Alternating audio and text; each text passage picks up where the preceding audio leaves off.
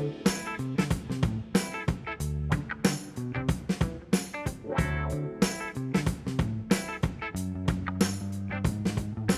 what I'm doing out here now is an early ice spot I like to fish. It's on a very shallow, weedy lake, and early ice is pretty much the only time that you can target fishing here.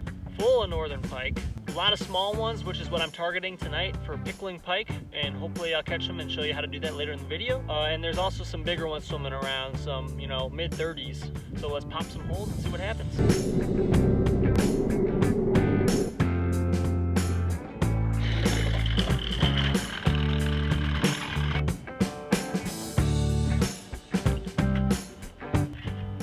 Just below the ice, just enough to get under the ice, hardly any line out.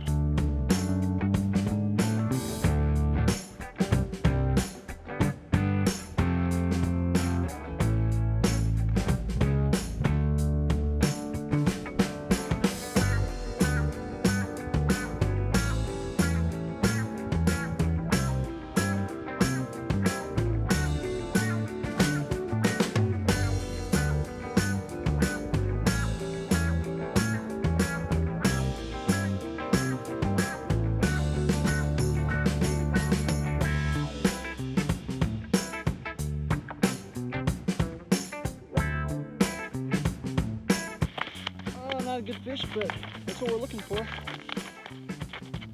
Pickling pike. It's right in the corner of the mouth there. See that? Using a small hook on this one. Like I was saying, we just set that right underneath the ice. Very weedy, shallow lake. We're in 5 feet of water. Those pike kind of just cruise that top of the weeds and they're looking up. And so you have a nice morsel for them at the top of the water column. Very visible. And he ran with it for a little bit. There you go, there's a pickling pike for you. Little, probably maybe 20-inch pike. So that is gonna be perfect for later on when I show you how to pickle these things.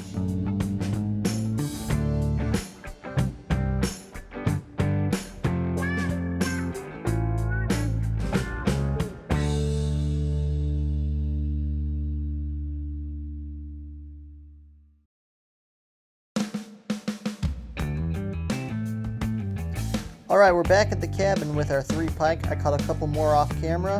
And one thing I did was I bled them out while I was on the ice. This is just to get most of the blood out of the meat so that it's better for pickling. We're going to go ahead and we're going to clean these in order to pickle them. Clean them like you would any other panfish or walleye. We have a video on how to clean pike to get boneless fillets off of them. However, you are not going to need to do that in this instance because the brine will actually dissolve those Y bones, which are so annoying to a bunch of people who like to angle for pike but don't like to pick them out. So then you're going to skin the fillets and make sure that you're going to freeze them. Freshwater fish can have some parasites and you want to make sure that they are frozen for 48 hours at least before you take them out, thaw them, and then cut them. So then you're going to take them out again. You're going to cut them into whatever size pieces you want. The pieces that you're going to want to cut are going to be personal preference. Some may be larger, about 1 inch square. Other ones you may cut the same length but cut down the middle and make smaller pieces. And once you're done cutting those thawed out, they were going to be ready to put into the brine and to start the pickling process.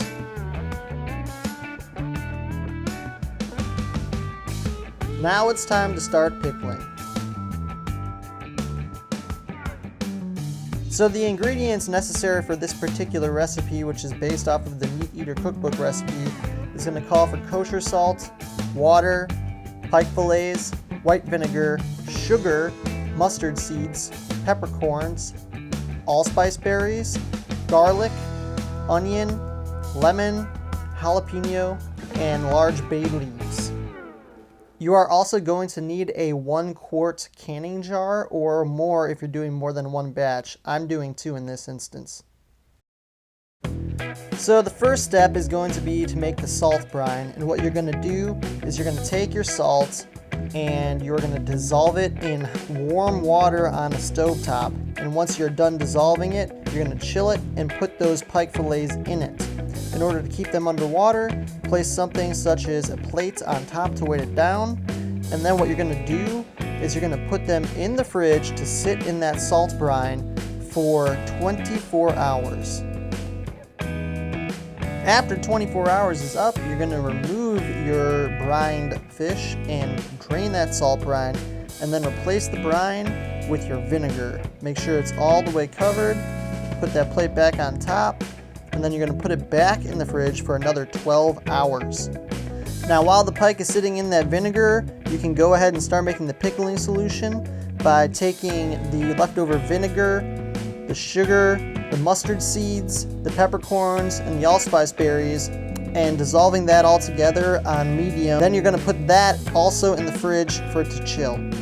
Just before removing the pike after 12 hours, take your jalapeno, your red onion, your garlic, and your bay leaves and your lemon, and make sure that they are prepared so that you can layer them with the pike meat in those quart jars. I like to chop them so they're small enough to eat with the pike meat on a cracker. Now that you have your brined pike meat, your chopped up vegetables, and your pickling solution, it's time to layer. Evenly layer all the fixings in between different layers of pike meat. I like to put intermittently the lemon and the bay leaves in different levels so that you get overall a good distribution. Continue doing this until the jars are completely full. Once the jars are full, it's time to start adding the pickling solution. Carefully fill up the jars so that you make sure all of the things inside the pickling solution, such as the mustard seeds and the allspice berries, are also being evenly distributed between both jars if you're doing more than one batch. It is important to get all of these pieces into the jar so you get the maximum flavor. Seal the jar and label them. And then you're going to put them in the fridge for 3 to 4 days, or longer if you want deeper flavor. From there, they will keep in the fridge for a couple of months, and you can eat them plain with a cracker or with some of the other pickled components, and it is delicious.